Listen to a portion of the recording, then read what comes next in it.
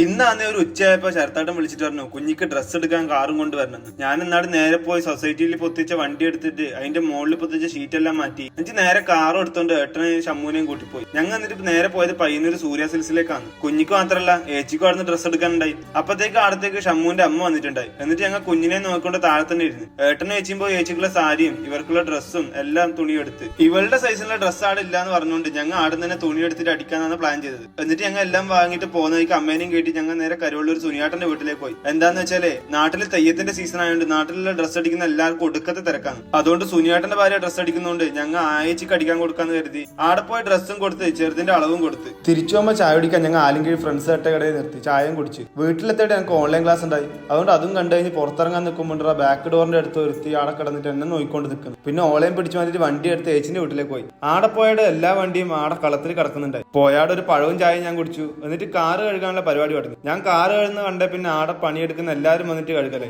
എന്താന്ന് വെച്ചാലേ ഏട്ടന്റെ അടുത്ത് വണ്ടി കഴുകുന്ന മെഷീൻ ഉണ്ടായി. അതുകൊണ്ട് എല്ലാവരും കഴുകുന്നത്.